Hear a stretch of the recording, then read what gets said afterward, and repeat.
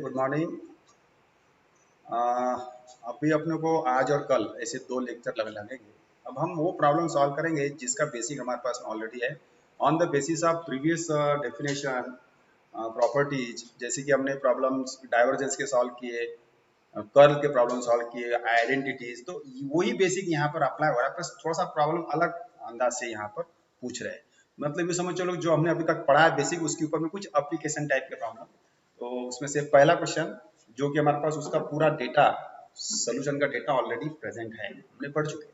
तो आज का पहला question, find find the cosine find the cosine between the find the cosine, right? Cosine angle बोल सकते हैं, cosine angle between the normals to the surface, between the normal to the surface। यहाँ पर दो सरफेस दिए जाएंगे, उनके normal के बीच में का अपने को एंगल निकालना है, कोसाइन एंगल। मैं आपको सब बताऊंगा। तो सरफेस, पहला सरफेस लिया, उसमें कोई भी ले सकते हैं, x square y plus z equal to 3। जो भी आपको एक्स वाई जेड के फॉर्म में इक्वेशन लिखना है, क्योंकि यहाँ जो सरफेस है ये है फाई, जिसको हम फाई बोलते हैं, जो स्केलर पोटेंशियल फंक्शन होता है। तो यहाँ पर जो फाई है वो एक सरफेस का इक्वेशन रिप्रेजेंट करता है। तो x square y plus z equal to 3 and दूसरा सरफेस और ले सकते हैं, x log z minus y square equal to 4। और इन दो सरफेस का एक पॉइंट ऑफ इंटरसेक्शन देगा एट द पॉइंट ऑफ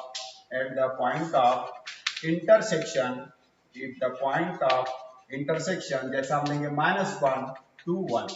ठीक है, अभी पहले क्वेश्चन को समझो। एक्चुअली क्वेश्चन को ये समझना है, मैं यहाँ समझाता हूँ। सोल्यूशन, आपके पास क्या है, दो सरफेस है। दिस सरफेस, इसको हम φ1 ले लेंगे, φ1।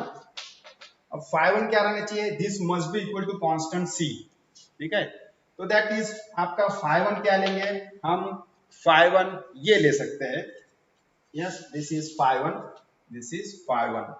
ये जो सरफेस है this is φ1 and that must be equal to c। तो φ1 आपका ये ले लो आप, x square y plus z and equal to 3, this is your phi. You can take only x square y plus z equal to 3. This is phi1। दूसरा surface है, this is phi2, this is second surface, that is phi2।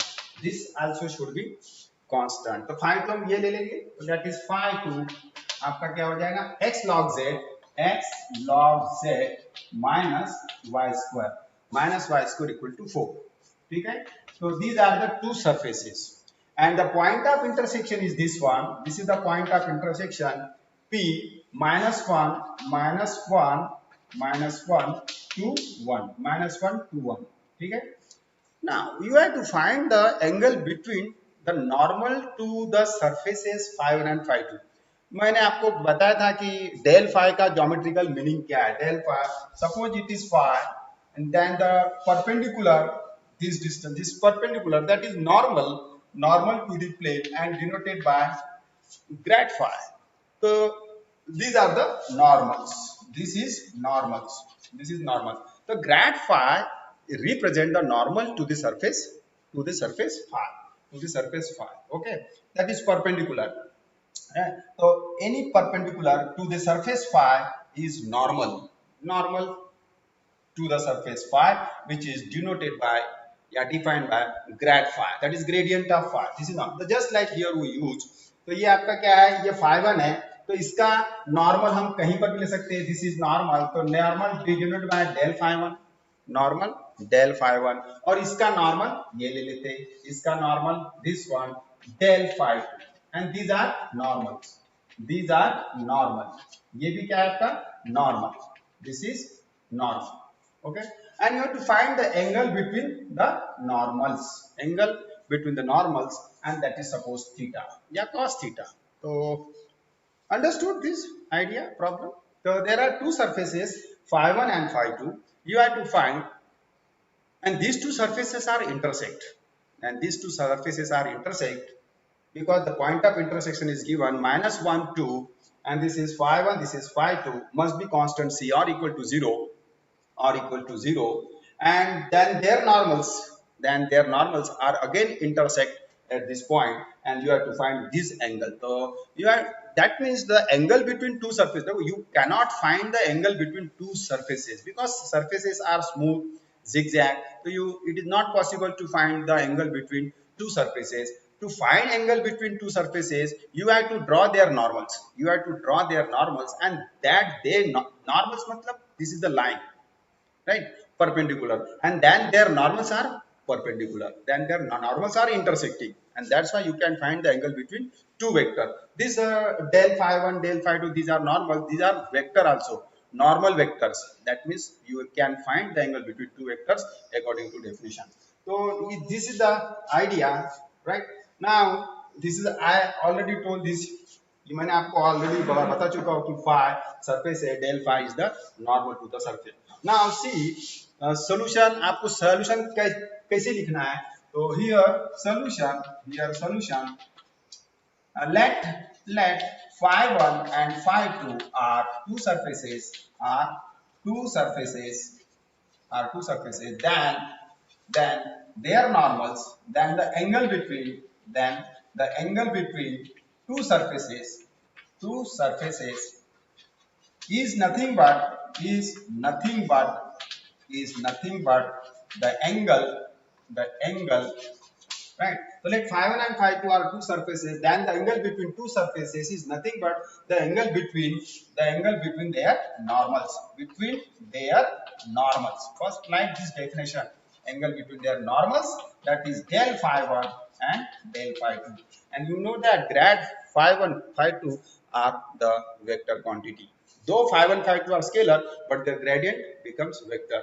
So then, and you know the angle between two vectors, so suppose these are the this is the normals, suppose this is normals, ये यहाँ लिखते हैं अपन, this is del phi 1 and this vector is del phi 2, just like this, del phi 1 and del phi 2, ठीक है, del phi 1 and del phi 2, and the angle between these two theta, and these are the vectors, and you know the angle between two, so their dot product, so del phi 1 dot del phi 2, यहाँ पर दिख नहीं रहा है तो यहाँ पर भी हम लिख सकते हैं, this is del phi 1 dot and del phi 1 and del phi 2 are two vectors and theta with angle between them, and therefore पहले आप इसको इतना उतार लो, right?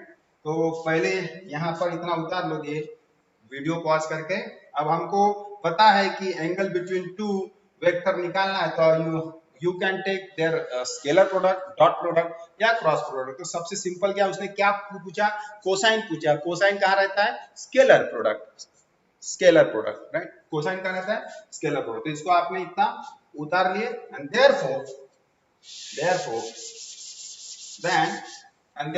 del phi 1 dot del phi 2, मतलब you can take the dot product, scalar product. By definition of scalar product, del phi 1 del phi 2 is also vectors, and their dot product, scalar product, is defined by like this: magnitude of del phi 1 into magnitude of del phi 2 into magnitude of del phi 2 into cos theta, and from this definition you get cos theta equal to del phi 1 dot del phi 2 divided by magnitude of del phi 1 into magnitude of del phi 2.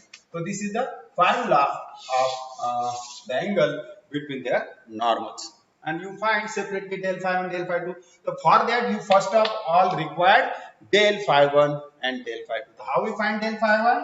So del phi 1, see del phi 1 definition क्या रहती है इसकी? Del phi 1 की direct I del by del x, और एक बार अपन repeat कर रहे हैं डेफिनेशन को, k del phi by del z into phi, and this is nothing but I del phi by del x, j del phi by del y, and k del phi by del z, and that is I. Now differentiate phi 1, you assume you take it at phi 1, किसी को भी आप phi 1 phi 2 दे सकते हैं, तो phi 1 phi 1, this is phi 1, this is phi 1 phi 1. So del phi 1 by definition, so del phi 1 by del x 2xy, so this is 2xy, keeping other constant, that is 0, plus j del phi 1 by del y x square, partial derivative आना चाहिए ना, तो del phi 1 by del y x square, and k and del phi 1 by del z is 1, and this is 0. minus 3 equal to 0 भी कर सकते हैं आप,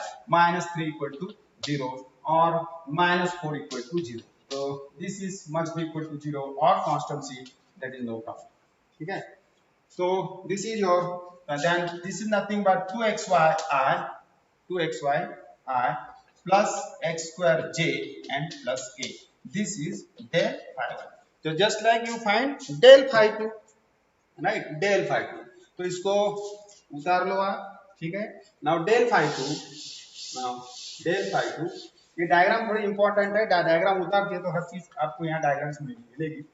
now del phi 2, तो I write here direct del phi 2 क्या हो जाएगा, वो I del phi 2 by del x, j del phi 2 by del y and k del phi 2 by del z. in place of phi 1 you write phi 2. तब phi 2 पे आ जाओ, ये तो phi 2 की derivative, partial derivative with respect to x क्या हो जाएगी, log z. तो this is log z I plus now partial derivative of phi 2 with respect to y, that is minus 2y, this is minus 2y j, and partial derivative of phi 2 with respect to z keeping xy constant, understood, you are very well known to partial derivative, and log z की derivative 1 by z, that is x by z, so that is x by z k. Again you write this step, log z I minus 2yj and plus h by z k. This is your del phi. ये सब क्या है, application है, dot product, cross product, divergence, curve, इसकी तो सब application है. ठीक है, तो आपको ये दो वेक्टर मिल गए. अब सबसे इंपॉर्टेंट बात है कि this point of intersection is this, तो अपन नॉर्मल का थोड़ा आइडिया और अगर चेंज करते हैं, नॉर्मल सी, तो अपन नॉर्मल कहां से लेंगे, point of intersection. Point of intersection अगर लेते हैं तो this is del phi 1 and this is del phi 2, this is del phi 2, this is del phi 2, and angle between these two is this. So why I take their normals from this point of intersection. Point of angle क्या होता है, constant, angle constant. अब देखो ना यहाँ पर del phi 1 और del phi 2 क्या आ रहा है, इन terms of x y z, in terms of x y z constant आना चाहिए. तो ये एक थोड़ा आइडिया और थोड़ा सा ध्यान रखना है कि you draw their normals on the from the point of intersection. ये पॉइंट ऑफ इंटरसेक्शन से ड्रॉ करने से क्या हो गया कि ये जो पॉइंट है -1 2 1, हम दोनों को सेटिस्फाइड कर सकते हैं. del phi 1 में भी सेटिस्फाइड कर सकते हैं और del phi 2 में भी सेटिस्फाइड कर सकते हैं. तो इन place of x y z you have to put -1 2. in this way you get constant vector, and then you will get angle is constant. तो अब हम यहाँ पर क्या लिखेंगे, यहाँ पर ओके, तो -1 2. अब आप डायग्राम एक बार और इसको थोड़ा सा ठीक कर लो, राइट, एक बार इसको और ठीक कर लो. अब यहाँ पर हम लिखेंगे therefore since the point lies on, यहाँ अपन डायग्राम अगर उतार दिए तो आपको लिखने की आवश्यकता नहीं वर्ड में, तो सीधा अपन क्या करेंगे, del phi 1 at this point -2 1, मतलब आप पॉइंट को सेटिस्फाइड कर दो. पॉइंट को सेटिस्फाइड कर दिए -1 2 1, तो इन place of x y z you put -1 2 1. तो रखो यहाँ पर y कितना, x कितना है -1, y कितना है 2, मतलब ये क्या हो गया -4i. तो this is -4i x square, x मतलब कितना है यहाँ पर -1, मतलब 1. तो दिस इज j, और आपका यहाँ पर k, यहाँ पर कुछ भी टर्म नहीं है x y z की, तो as it is k. This is your final del phi 1. वैसा del phi 2 at point, same point according to diagram. तो again put here value of x y z. z कितना है यहाँ पर 1, log 1 0, तो ये हो गया आपका 0. y कितना है 2, that is -4j, और x by z that is -1 by 1, that is -k. So this is your del phi 2. Now put in this definition, put in this definition. अब अपन क्या करते हैं, उनका डॉट प्रोडक्ट नहीं निकाल लो सेपरेट में, तो del phi 1 dot del phi 2 सभी रिलीवेंट टर्म निकाल के रख देंगे और फिर सीधा यहाँ डायरेक्ट रख देंगे। तो del phi 1 dot del phi 2 मतलब क्या है, ये scalar product of two vectors. तो इसको डायरेक्ट कैसे सॉल्व करते हैं, चलो एक बार मैं लिख देता हूँ। तो -4i प्लस जे प्लस के डॉट प्रोडक्ट -4j -k। तो यहाँ पर क्या ले लेंगे, i dot I, j dot J और k डॉट k की टर्म लेंगे बिकॉज दे आर 1 और बाकी सब क्या होते हैं 0। तो i डॉट j तो नहीं लेंगे because i dot j is 0, i dot k is 0। You take only j dot j, तो j dot j that is -4, j dot j 1 -4 and k dot k that is -1, so this is -5। ये क्या हो रहा है आपका -5, right? तो j dot j and k dot k only because I is absent for the second vector, so -5 is this del phi 1 dot del phi 2। okay, now second, अब क्या निकालेंगे, मैग्नीट्यूड।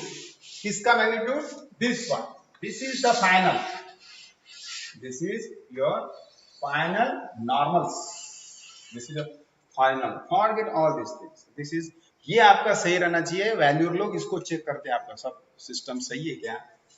तो मैग्नीट्यूड निकालो, मैग्नीट्यूड कैसे निकालते हैं, तो magnitude of del phi 1, magnitude of del phi 1, magnitude of del phi 1 that is under root of square of their component, under root of square of their component, that is 16 plus 1 and plus 1 and that is root 18, under root 18। इसको भी आप क्या solve कर सकते हैं, 9 into 2 that is 3 root 2 or you can keep as it is, ठीक है। तो 9 into 2 again del phi 2 under root of same 16 plus 1, 16 plus 1 and that is root 17 and therefore cos theta मैं रखूं यहाँ पर डायरेक्ट -5 अपॉन 3 रूट 3 या आप root 18 भी लिख सकते हैं, रूट 18 इंटू रूट 17। तो this is the cos theta. अगर उसने थीटा पूछा रहेगा तो थीटा इक्वल टू क्या हो जाएगा, cos inverse, theta equal to cos inverse -5 upon root 18 root 17। Calculator solve करने की आवश्यकता नहीं है, ऐसा भी रखो तो भी चलता है। ये क्या हो गया आपका फर्स्ट क्वेश्चन हो गया एप्लीकेशन पर, एप्लीकेशन। और देखेंगे सेकंड प्रॉब्लम, इसको आप उतार लो, सिंपल क्वेश्चन है, एग्जाम में आया है पिछले बार, ठीक है। आप पेपर देख लिया करो, बीच बीच में पेपर सेट आप देखेंगे तो ये क्वेश्चन एग्जाम में पिछली बार ही आया है 2019, ठीक है ना। सेकंड क्वेश्चन, ये एप्लीकेशन के बेस के ऊपर कैसे क्वेश्चन आते हैं, मगर बेसिक क्या है इसका, जो हमने अभी तक के पढ़ लिया है वो सब उसका बेसिक है, वो बेसिक है। चलो और हम कुछ और अच्छे क्वेश्चन लेते हैं जो एग्जाम में आ सकते हैं। सेकंड क्वेश्चन, अब मैं यहाँ कुछ दो कांस्टेंट की वैल्यू पूछना चाहता हूँ बाय गिविंग सम कंडीशन, तो मैं पूछूंगा find the constant m and n। अभी देखो दो कांस्टेंट है, दिमाग में डाल दो कि दो कांस्टेंट की वैल्यू निकालना है तो हमको क्या चाहिए, दो equation, two simultaneous equation in terms of mn। और दो साइमल्टेनियस इक्वेशन कब मिलेंगे, जब दो कंडीशन रहेगी। तो देखना प्रॉब्लम को अच्छे से पढ़ना कि प्रॉब्लम में कहीं दो कंडीशन है क्या, मगर इस प्रॉब्लम में कंडीशन एक है जो देगा वो, और दूसरी कंडीशन आपको ढूंढना है यहाँ पर, ठीक है। दूसरी कंडीशन आपको डायरेक्ट दी नहीं है, तो दूसरी कंडीशन कहाँ से सर्च करते हैं, कहाँ से ढूंढते हैं, हमको कहीं बाहर से नहीं मिलने वाली। प्रॉब्लम को माइन्यूटली पढ़ो और आप खुद ही ढूंढ सकते हैं कि सर दूसरा इक्वेशन कौन से कंडीशन से आएगा, ठीक है। तो पहले क्वेश्चन लिख लेता हूँ, find the constant mn such that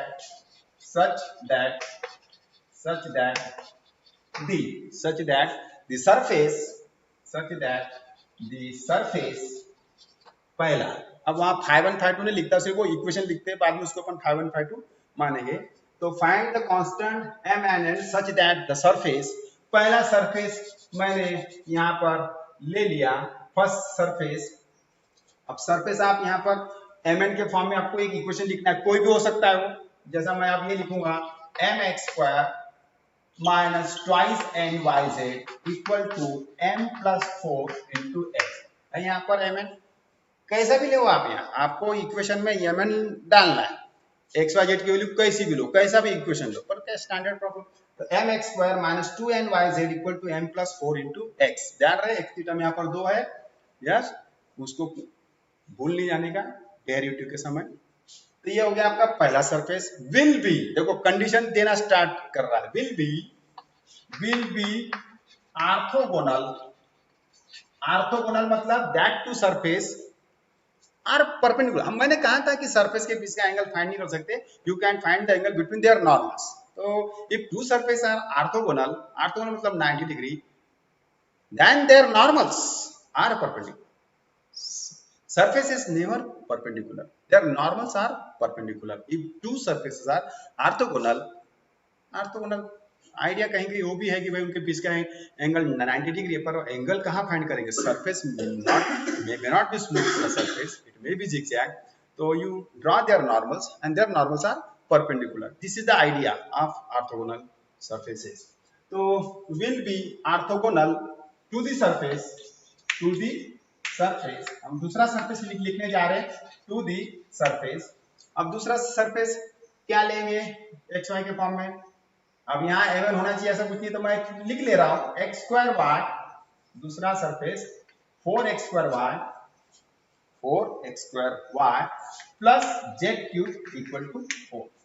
ठीक है, अब यहाँ पर सरफेस के बीच का एंगल निकालना मतलब वो सरफेस इंटरसेक्ट हो रहे हैं, ऑर्थोगोनल है मतलब दे आर इंटरसेक्ट, तो फिर पॉइंट ऑफ इंटरसेक्शन देना चाहिए उसने।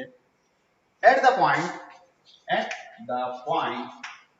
पॉइंट अपन चाहे तो उसी पॉइंट को ले सकते हैं जिसके पहले हमने क्या लिए थे, -2 1, अपन ये भी ले सकते हैं, थोड़ा चेंज करके पूछ लेंगे 1 -1 2, जो भी पॉइंट है, पॉइंट कोई फिक्स नहीं है। तो ये क्वेश्चन है, इसको फिर से हम समझेंगे। तो पहले सॉल्यूशन डायग्राम उतारेंगे, डायग्राम। तो there are two surfaces φ1 and φ2। तो यहाँ आप लिख सकते हैं हियर φ1 क्या लेंगे, mx² minus 2n yz minus m+4 into x equal to 0। This is φ1 φ2 ये ले लो आप 4x² y plus z³ minus 4. It must be equal to 0, but I don't require equal to 0. I require only expression φ1 in terms of x, y, z scalar potential. This is φ2. Diagram यहाँ देखेंगे, yeah. So this is φ1, and this is φ2, and these are orthogonal. Actually, idea is this, and this is the point of intersection, and their normals are perpendicular. So this is del φ1 and del φ2. This is, and you see, and these are perpendicular. So this is two orthogonal surface. This is two orthogonal surface, φ1 and φ2, and so that their normals are perpendicular. So their normals are perpendicular, and at the point, and your point is, point क्या लिए तुमने 1 -1 2, चलो इसी से same idea है। मैं ये question तुमको दे सकता हूँ सॉल्व करने के लिए। क्या करेंगे, सबसे पहले तो क्या निकालो, नॉर्मल्स निकालो भाई, नॉर्मल्स निकालो ना, del φ1 by del φ2। ठीक है, अब मैंने प्रॉब्लम को लिखने के पहले ही कहा था, यहाँ मैं दो कांस्टेंट की वैल्यू पूछने जा रहा हूँ, तो हमको दो इक्वेशन चाहिए, simultaneously equation in terms of m and n, and for that we require two condition in the problem.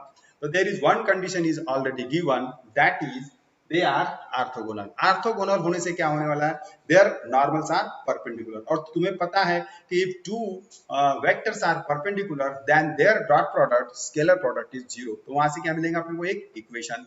ठीक है, दूसरा इक्वेशन आप ही को हम पूछेंगे, कौन आप में से वो बताता है तो देखेंगे। ठीक है, तो पहले क्या निकालो, del φ1 del φ2। तो del φ1 डायरेक्ट निकालो, अब मैं यहाँ डायरेक्ट निकालूंगा, पहले क्वेश्चन में डिटेल बताया हूँ। तो del φ1 मतलब derivative, partial derivative of φ1 with respect to x y z and taking ijk।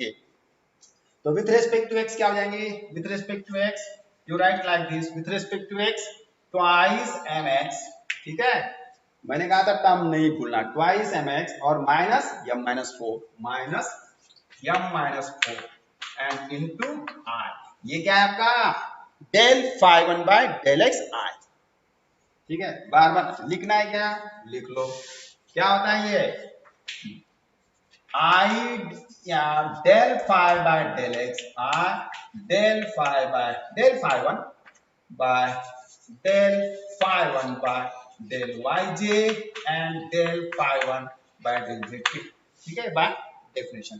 Now find, so this is 2mx partial derivative with respect to keeping other constant and minus m minus 4 minus m minus 4 and this is component of I. Now del phi 1 by del y, del phi 1 by del y की derivative 1, y की derivative 1 तो क्या हो जाएगा 2nz 2nz 2nz क्योंकि उधर में y है ही नहीं, and del phi 1 by del z minus 2ny minus 2ny k, understood, minus 2ny k with respect to z, with respect to z. Now this is at the same time you satisfy the point, this point, because this point lies on the surface and the normals passing through that point, that means that points also satisfied their normals, so you can put the point, you can satisfy the point in the normals del phi 1 del phi 2, तो point रख दो यहाँ पर, तो point mention करो ऐसा, तो गलती नहीं होती मेंशन करने से, 1 minus 1 2, चलो रखो दैट इज, तो x कितना है, x का आपका 1, तो 2m and minus m and minus 4 r, ठीक है, इन place of x I put 1, there is no yz, minus 2nz, z is 2, that is minus 4j, minus 4nj, z is 2, and y is minus 1, that is plus 2nk, 2nk, understood. और एक बार थोड़ा सा लिखो m, that is m minus 4 r minus 4nj and plus 2nk, ठीक है, minus y is minus 1, so this is first part. Now second ये हमारे पास में आ गया है, पूरा डेटा आ गया है, ओके, तो दिस इज 5, तो मैं यहां लिख लेता हूं, ओके, del phi 2 यही रहेगा, in place of phi 1 there is phi 2, तो डेरिवेटिव कितना हो जाएगा 8xy I with respect to x. Now with respect to y 4x square j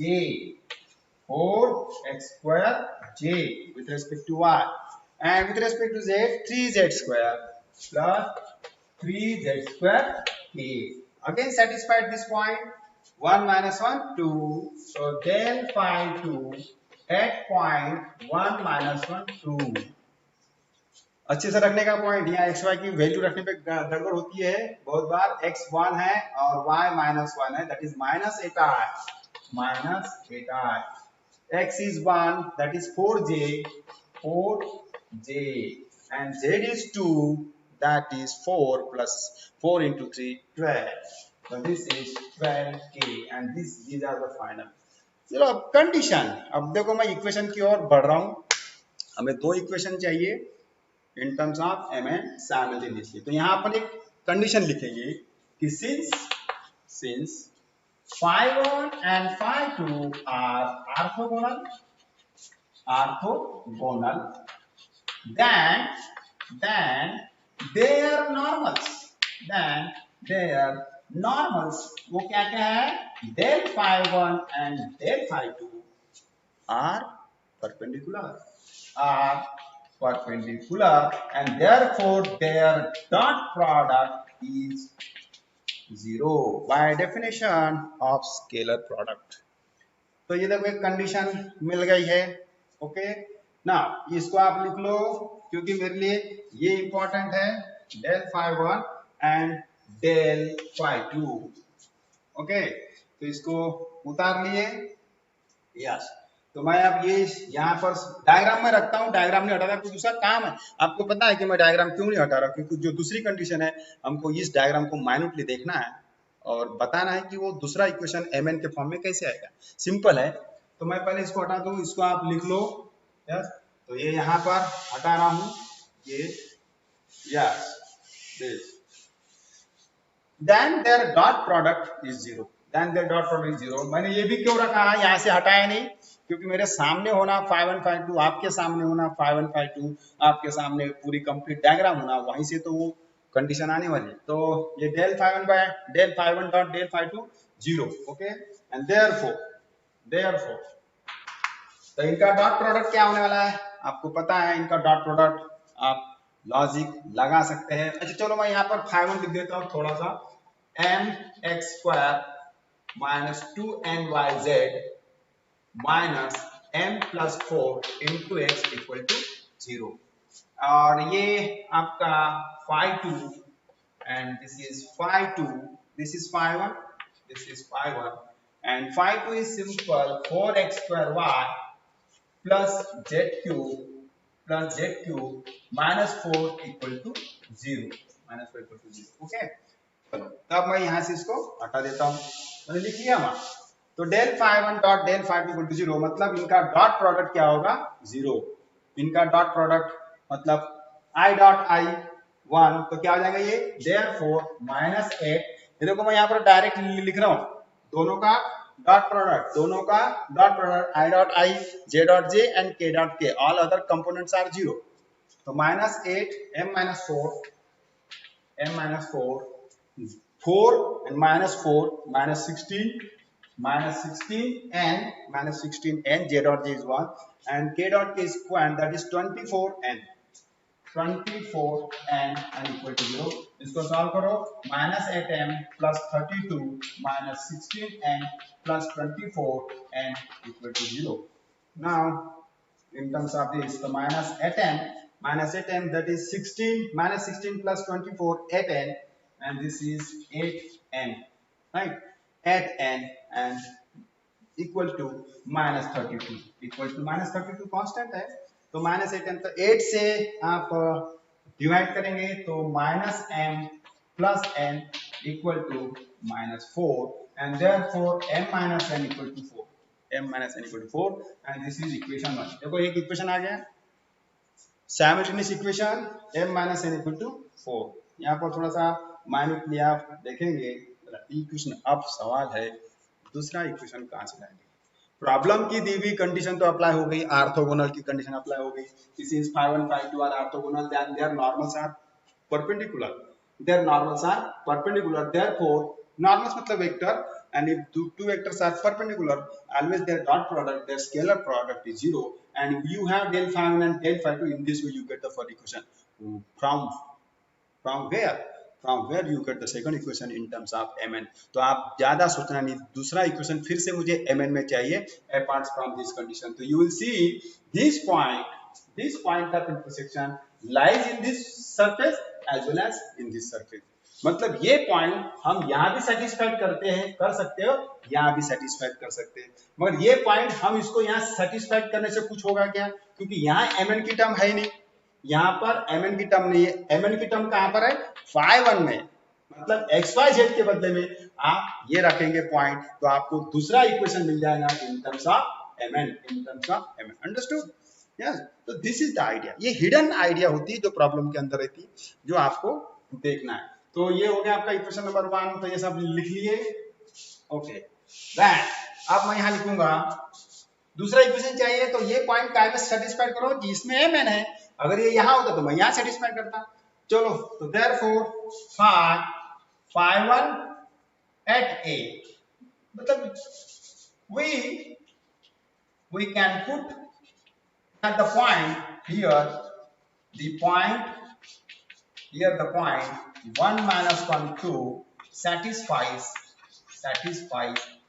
phi 1, and therefore रखो x के बदले में 1, तो m माइनस n y के बदले में -1, तो +2n और z मतलब 2 4n, ठीक है 4n, तो m x के बदले क्या रखेंगे 1, that is m, and y -1 z 2, that is +4, 4n minus m and x is 1, तो -m -4 इक्वल टू 0 तो यहाँ पर ये तो कैंसिल हो गया mn, और ये तो बहुत सिंपल है। Yes, this is n minus 1 equal to 0, 4n minus 4 equal to 0, ठीक है लिखना है 4n minus 4 equal to 0 and therefore n minus 1 equal to 0 and n equal to 1। तो n की वैल्यू तो यहाँ डायरेक्ट में मिल गई है n, देखो दूसरे कंडीशन से दूसरे इक्वेशन से डायरेक्ट n हमको 1 मिला है, साइमल्टेनियस इक्वेशन भी सॉल्व करने की जरूरत नहीं पड़ रही है, but we require to simultaneous equation, तो here you get n equal to 1, तो put n equal to 1 and therefore and m, so n is 1, the -1 equal to 4, so m equal to 5, and this is the value of mn, so m is 5 and n is 1, so this is the value of mn, so that the two surfaces 5 1 and 5 2 are orthogonal. Now idea is this one, you just application of dot product, scalar product, divergence, curve। अब आगे हम देखेंगे कुछ solenoidal के ऊपर question. Solenoidal हमने सिर्फ definition में लिखा है पर प्रॉब्लम लिया नहीं, पर आइडिया हम पहले से जान चुके हैं। तो अब देखते हैं एक short question for 2 marks 3 marks, solenoidal rotational vector. तो अब ये थोड़े से लॉन्ग क्वेश्चन हो गए, अब हम देखेंगे शॉर्ट क्वेश्चन, इसको उतार लो। यस, शॉर्ट क्वेश्चन कुछ इस टाइप से पूछेंगे। शॉर्ट क्वेश्चन, ठीक है, वो पूछेगा कि दिस इज थर्ड क्वेश्चन, आप सोलेनॉइडल पूछेगा वो, पर साथों साथ ये क्वेश्चन देखो हमने ऑलरेडी सॉल्व किए क्या। Show that the vector r bar upon r cube, ये वेक्टर है, बार जहां लिखा हुआ वेक्टर है, इज सोलेनॉइडल, ये ज्यादा मार्क का क्वेश्चन नहीं है, हार्डली 2 मार्क्स। चलो अब सोलेनॉइडल की डेफिनेशन मैंने तुमको कब लिख दिया था, जब स्केलर प्रोडक्ट की डेफिनेशन हमने समझा है कि स्केलर प्रोडक्ट और dot product of two vectors, उस समय मैंने आपको एक कंडीशन लिख दिया था नोट कि if two vectors a bar and b bar, if divergence के वक्त शायद मैंने लिखा होगा, तो if divergence of two vectors zero then the vectors is set to the solenoidal। Divergence के वक्त लिखा होगा, डाइवर्जेंस के वक्त नो, ठीक है। तो यहाँ आप डेफिनेशन पहले लिखेंगे, definition S if divergence of any vector, suppose f bar, if divergence of f bar equal to 0, that is del dot f bar equal to 0, this is notation, is 0, then f bar any vector is called solenoidal, ठीक है। तो आप इसको एक vector मान के चलो f बार, तो हियर आपका f बार क्या है, r bar upon r cube, आप इसको समझ सकते हैं r to the power -3 into r bar, correct. चलो तो ये f बार हो गया -r cube, r to the power -3 into r bar. अब हमको क्या शो करना है, डाइवर्जेंस ऑफ f बार क्या शो करना है, 0। Now divergence of f bar, that is divergence of r to the power -3 into r bar, ठीक है। यस, ये क्या है, स्केलर। वापस आ जाओ, कहां, identities, vector identities, because this is phi scalar and this is vector. और एक बार लिख के दो आइडेंटिटी, हर बार लिख करके देना पड़ता है, प्रॉब्लम जैसा सामने आया तो फट से आपको आना चाहिए कि ये phi है, this is phi and this is vector u as per definition, as per identity, vector identity number one divergence of phi into vector u। तो क्या लिख के दिया था आपको, क्या लिख के दिया था, phi into divergence of r bar into divergence of r bar plus grad phi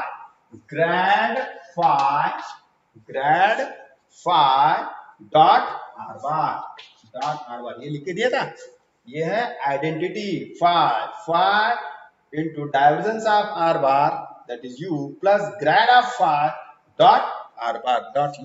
तो सॉल्व करो या तो आप पता है तुमको डाइवर्जेंस ऑफ आर बार क्या है 3, कर्ल ऑफ आर बार क्या होता है 0। तो डाइवर्जेंस ऑफ आर बार 3, तो this is 3 r to the power -3 plus. Now again same, क्या है ये है gradient of r to the power -3, gradient of r to the power m, gradient of r to the power m याद हो गया होगा आपको अभी तक के m r to the power m-2 into r bar। तो in place of m there is -3, तो put here m is -3 here, so this is -3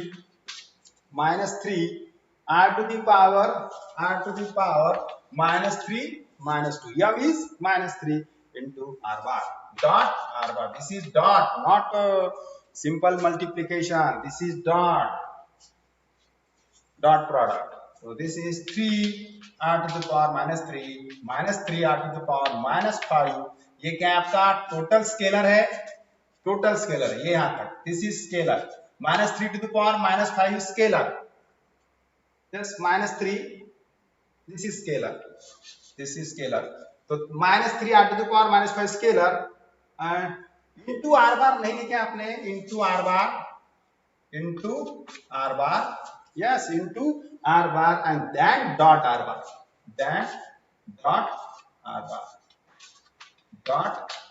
like this dot r bar, ठीक है। तो -3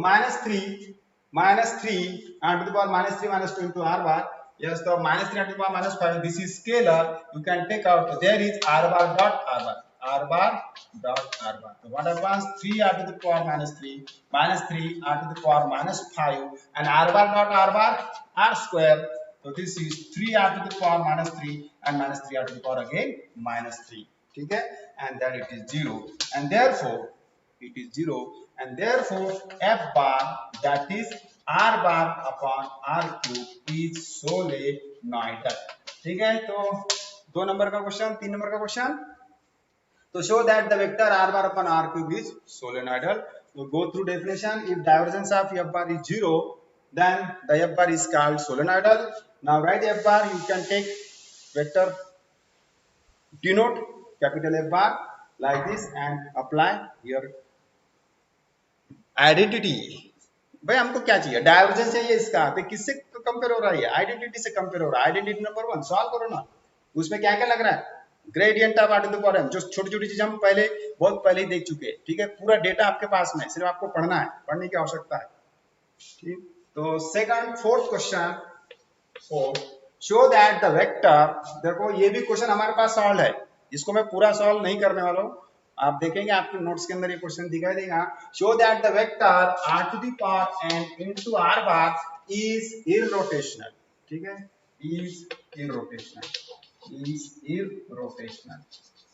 तो डेफिनेशन मैंने काय में समझाया था, irrotational कर्ल की डेफिनेशन जब समझाया था, कर्ल, तो देखो इफ, अब यहां पर क्या लिखूंगा, curl of, if curl of f bar is 0, that is del cross f bar is 0, then the vector f bar is called irrotational, again same, f bar is r to the power n into r bar and here cross like this।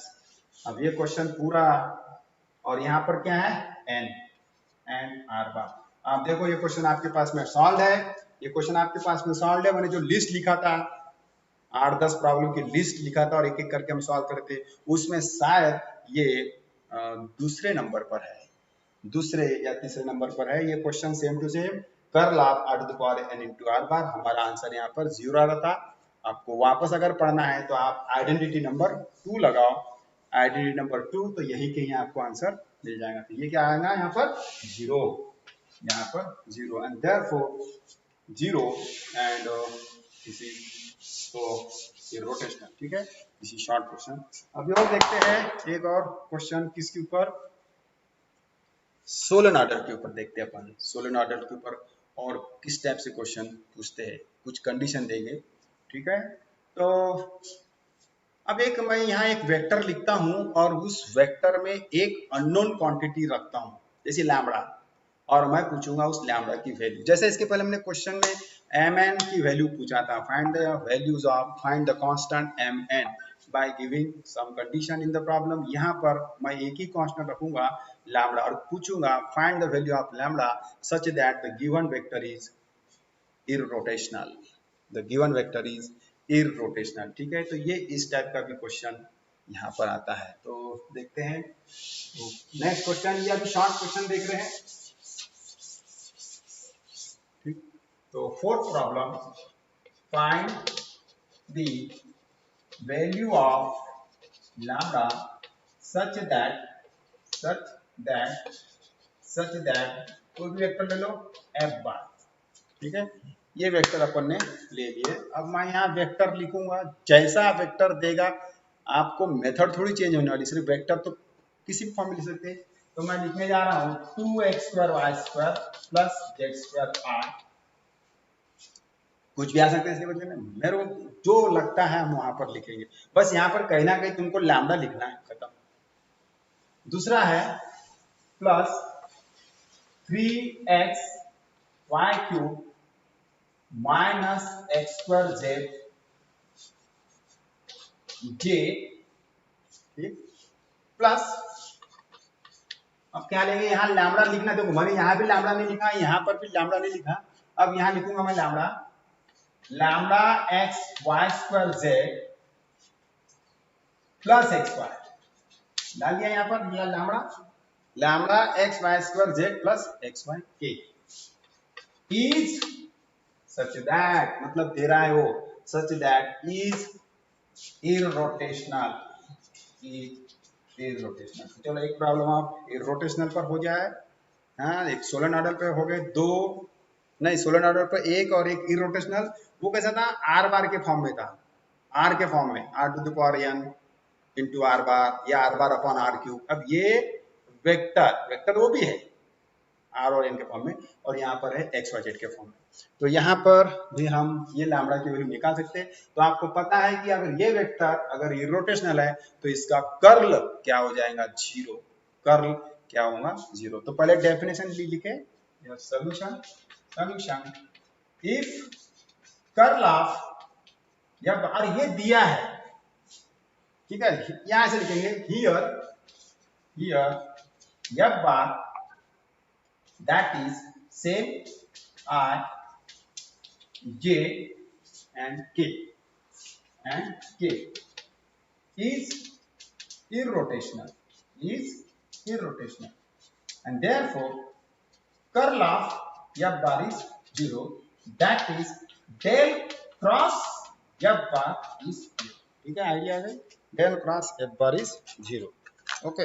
अच्छा, del cross F bar मतलब ये दो vector है, vector का cross product. तो मैंने क्या समझाया था, determinant, this is vector, this vector differential operator by definition of curl of F bar, right. तो दैट इज यहाँ पर क्या रहेगा, डिटरमिनेंट इक्वल टू 0। तो फर्स्ट रो में क्या रहेगा, आई जे के।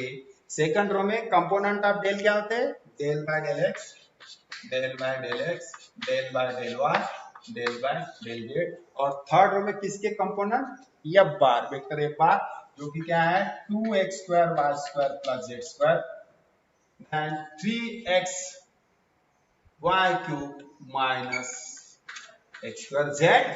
थोड़ा सा बड़ा ले लो, k del by del z and that is lambda x y² z plus xy, ठीक है, unequal to 0 equal to 0 because irrotational, it is given that it is irrotational, therefore curl of f bar is 0, curl of f bar is 0। तो इसको आप expand करो, इसको आप expand करो, तो ये एक्सपांड कैसा होगा, आई delete, yes delete just like determinant. अब मैं यहाँ पर डायरेक्ट लेता हूँ, आप गौर से यहाँ पर देखो माइन्यूटली, क्योंकि लिखने जाऊंगा बहुत टाइम लगेगा, स्पेस भी लगेगी। Delete this row and column. Now del by del y of this, मतलब partial derivative of this with respect to y, you direct that, yes. तो partial derivative of this with respect to y twice lambda x y z, y square की क्या हो जाएगी 2y, तो twice lambda x y z plus plus plus x, ठीक है, this plus x. अब minus this into this, मतलब this into this मतलब पार्शियल डेरिवेटिव, ये सिंपल मल्टीप्लिकेशन नहीं है, you have to operate this operator on this, it is not the digit. Minus del by del z of this, मतलब partial derivative of this with respect to z, minus, तो कितना हो जाएगा ये minus x square with respect to z, यहाँ पर z एक ही है, माइनस एक्स स्क्वायर। ये माइनस किसका है, इधर से अपन जाते हैं determinant minus by definition, and this complete okay, तो minus then this is i, then minus j,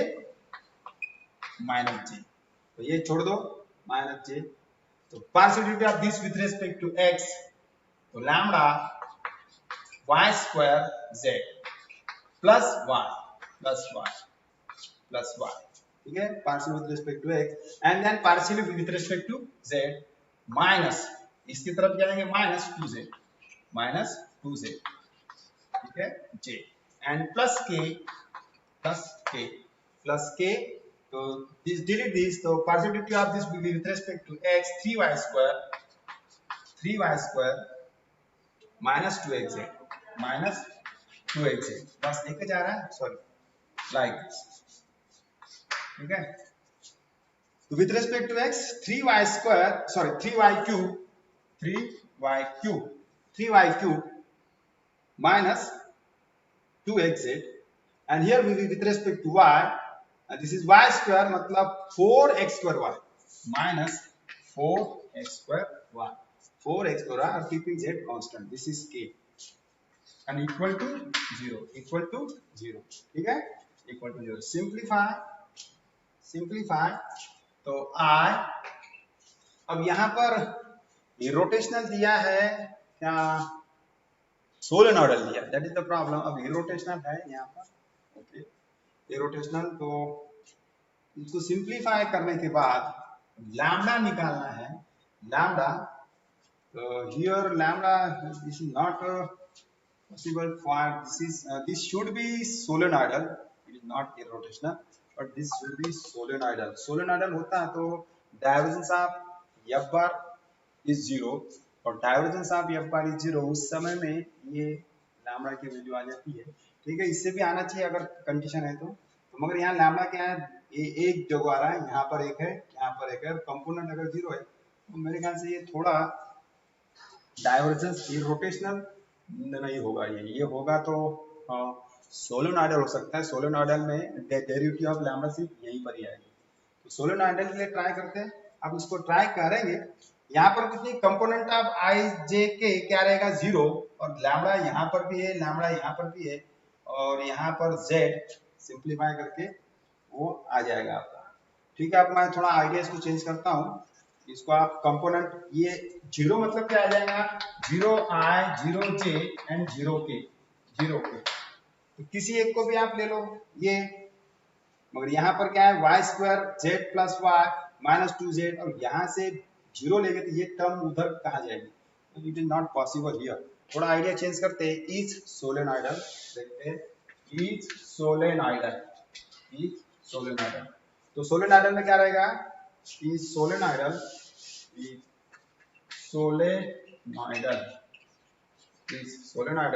तो कर्ल ऑफ, मतलब divergence of F bar is 0, and this is F bar dot 0, ठीक है। देखते हैं, राइट, तो इसको आप लिख लो,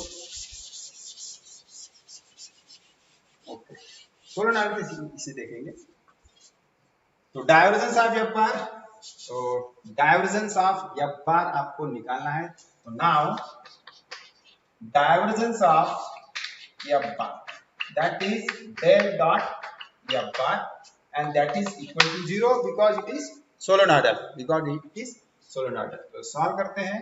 तो डेल ये क्या आता है i del by del x plus j del by del y and k del by del z in dot f bar equal to 0, तो इसको हम ऐसा लिख सकते हैं i dot del f by del x plus j dot del f by del y and k dot del f by del z equal to 0। ठीक है, तो ये भी एक आइडिया है। तो i डॉट, मगर यहाँ ध्यान रखें i वेक्टर है और ये f बार भी वेक्टर है, तो दो वेक्टर के बीच में डॉट होगा तो i डॉट, ठीक है, नहीं तो ऐसा लिखेंगे आप i del f by del x पे डॉट कहाँ जाएगा। ठीक है, अब देखते हैं i चलो डॉट, तो del f by del x, तो इसकी derivative with respect to x, या आप इसको f करेंगे, कंपोनेंट ले लो, कंपोनेंट, ठीक है, f बार, और अपन इस f बार को थोड़ा और ऐसा लिखेंगे f bar equal to 0। f bar को हम क्या करेंगे इन टर्म्स ऑफ कंपोनेंट लिखेंगे, f1i plus f2j plus f3k, ठीक है, प्लस f3k इक्वल टू 0, क्योंकि आपके पास में क्या है f1 f2 f3। तो go through right the same definition but in terms of component. अब क्या हो जाएगा ये i डॉट i1, तो simple del f1 by del x because i dot i and plus del f2 by del y and del f3 by del z equal to 0। ठीक है, तो del f1 by del x plus del f2 by del y plus del f3 by del z equal to 0। अब देखते हैं del f1 by del x, तो del f1 by del x, okay, तो वो क्या हो जाएगा 4x y square, 4x y square, divergence अगर 0 है तो फिर इस टाइप का हो सकता है, तो 4x y square with respect to x keeping y z constant, तो 4x square 4x y square, फिर विथ रिस्पेक्ट टू y किसको f2, तो विथ रिस्पेक्ट टू y क्या रहेगा 9x y square, 9x y square, yes f2, this is f1, this is f1, this is f2 and this is f3, और with respect to z क्या रहेगा, that is lambda x y square, with respect to lambda x y square, ठीक है, lambda x y square and with respect to z and equal to 0, तो ये कितना हो जाएगा, this is 13x y square plus lambda x y square equal to 0, and you know that lambda x y square equal to minus 13x y square, so that means problem should be solenoidal. It is possible for vector that is irrotational, condition कुछ हो सकती है irrotational है, that takes much time and I suddenly changed the idea from irrotational to solenoidal, ठीक है, तो solenoidal अगर है तो ये बहुत ज्यादा आसान होता है definition, because clear cut you get lambda and therefore lambda equal to minus 13, so for this values of lambda equal to minus 13 this vector f bar is solenoidal, okay। और एक देख लेते हैं बाकी क्वेश्चन, कल लेक्चर हमको लगेगा, ठीक है, 1 घंटा हो गया।